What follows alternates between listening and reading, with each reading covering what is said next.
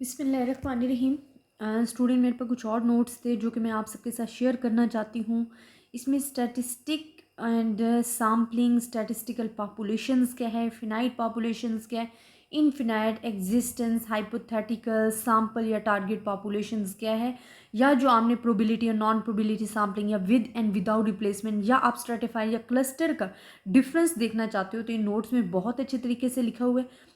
Student मैं notes आपको show करवा रही हूँ आपकी स्क्रीन पे, आप इसे देखो, नोट डाउन करें।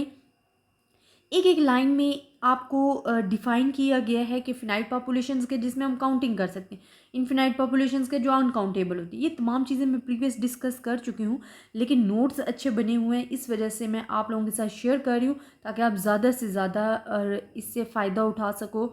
आपको क्योंकि ज़्यादा एक्सप्लेनेशन जब देनी पड़ती है तो यकीनी बात है, आप अगर आपको थोड़ा थोड़ा माइंड में कॉन्सेप्ट क्लियर है, आपको पॉइंट पता है, मेन पॉइंट पता है, तो आप उसको अच्छे तरीके से एक्सप्लेन कर सकते हो। इस वजह से स्टूडेंट मैं आपको ये नोट शो करवा रही हूँ ताकि आप ज़्यादा से ज़्यादा पॉइंट्स अपने माइंड में रख सको, बाकी आप एक्सप्लेन जो है वो इंशाल्लाह खुद कर सकोगे। With examples each and everything describe किया गया है। अब जिस तरह हम कहते हैं सैम्पलिंग के एडवांटेजेस क्या हैं। अब देखिए एडवांटेजेस बहुत, कि वो सेव्स मनी करता है, सेव्स टाइम करता है, सेव्स एनर्जी करता है, चीपर है, nearest to true value of population parameter होता है, मोर डिटेल्ड इन्फॉर्मेशन होता है। ये ईच एंड एवरीथिंग आपको एक एक लाइन में बयान किया गया है। तो स्टूडेंट बहुत अच्छे नोट्स हैं, आप ज़्यादा से ज़्यादा हेल्प लीजिएगा।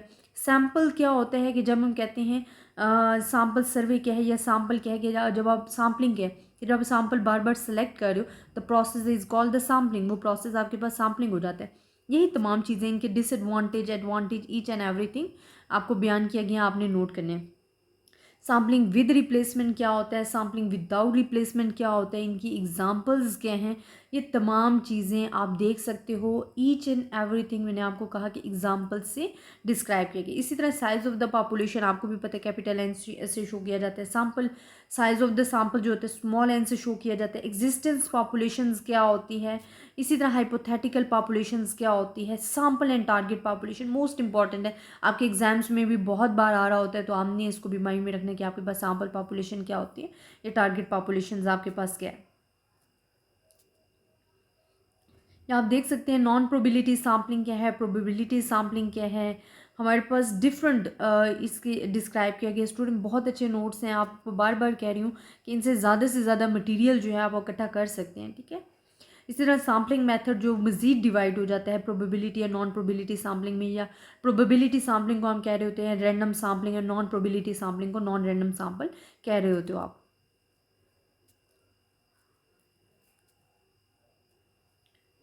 रैंडम नंबर टेबल आप यूज़ कैसे करते हो, ये स्टेप बाय स्टेप कुछ पॉइंट्स लिखे हुए हैं, बहुत अच्छे पॉइंट्स लिखे हुए हैं, आप इसको भी देख सकते हो। यहाँ से आप काफ़ी इन्फॉर्मेशन जो है वो ले सकते हो, बहुत ईजी तरीके से आप इस चीज़ को सॉल्व कर सकते हो। मल्टीफेज सैम्पलिंग क्या है, डिफरेंट एग्जांपल्स इसके गिवन हैं।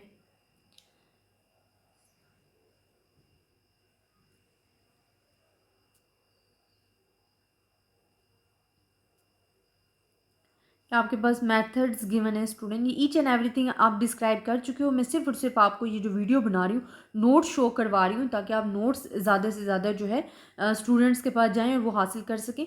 बाकी ये तमाम चीज़ें मैं ईच एंड एवरी टॉपिक आपके साथ डिस्क्राइब कर चुकी हूँ, तभी मैं इस पर ज़्यादा डिस्कशन नहीं करूँगी। मैं सिर्फ और सिर्फ आपको नोट्स शो करवा रही हूँ ताकि आप मटीरियल ज़्यादा से ज़्यादा इकट्ठा कर सको।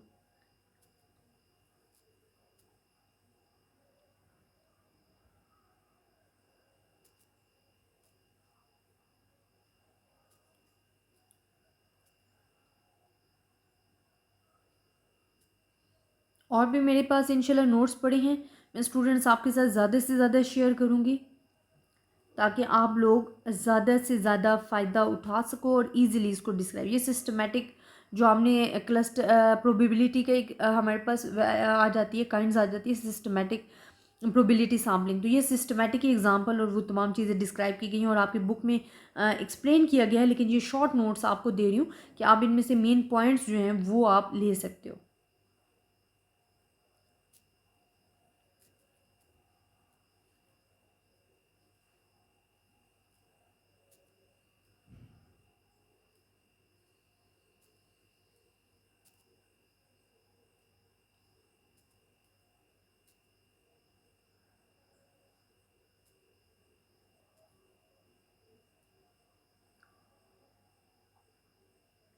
नॉन प्रोबेबिलिटी सैम्पलिंग में हमारे पास परपोजिव एंड कोटा सैम्पलिंग आ जाता है।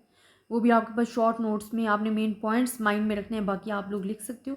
ये तमाम पॉइंट्स मैं आपको शो करवा रही हूँ आपकी स्क्रीन पे, आप देख सकते हो इससे, और इसको नोट डाउन करें स्टूडेंट। बहुत अच्छे पॉइंट्स लिखे हुए हैं, बिल्कुल शॉर्ट नोट्स हैं जो कि आप इजीली डिस्क्राइब कर सकते हो, अपने माइंड में रख सकते हो, और आपके लिए भी आसानी होगी कि आपको ज़्यादा अगर नोट्स गिवन होती हैं, एक्सप्लेनेशन गिवन होती है आपको, तो आपको उसको पढ़ने में लिखने में टाइम लगता है। और अगर आपको ऐसे नोट्स गिवन हो तो आप माइंड में रख सकते हो। आप जब पेपर देने जा रहे हो तो आप इन नोट्स को एक नज़र देख कर आप इंशाल्लाह अच्छे तरीके से अपना पेपर जो अटैम्प्ट कर सकते हो, क्योंकि बेसिक कॉन्सेप्ट आपके क्लियर होने चाहिए। एक्सप्लेन आप ईच एंड एवरीथिंग कर सकते हो, और ये विद एग्जाम्पल्स जो हैं, बेसिक कॉन्सेप्ट जो हैं आपको गिवन दिए गए हैं, तो आप इसको ज़रूर देखिएगा।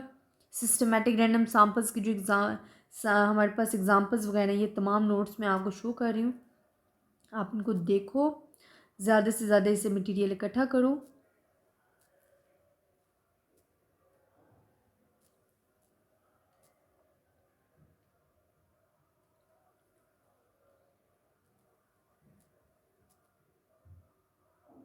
ये डिफरेंस दिया गया multi stage and multi phase में।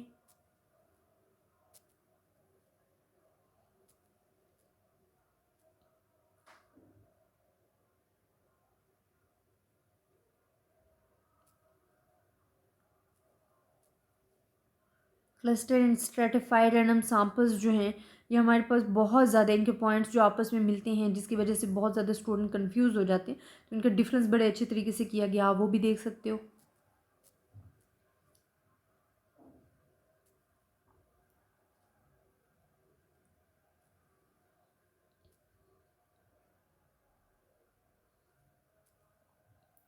कुछ नोट एस्टिमेशंस के भी हैं, इनके मैं ऑलरेडी आपके साथ शेयर कर चुकी हूँ, लेकिन क्योंकि नोट्स अब मेरे पास अवेलेबल हैं तो मैं आपके साथ शेयर कर रही हूँ, ताकि आप लोग ज़्यादा से ज़्यादा इससे फ़ायदा हासिल कर सको। आई होप स्टूडेंट आपको ये नोट्स पसंद आए होंगे। अपनी दुआओं में याद रखिएगा। अल्लाह हाफिज़।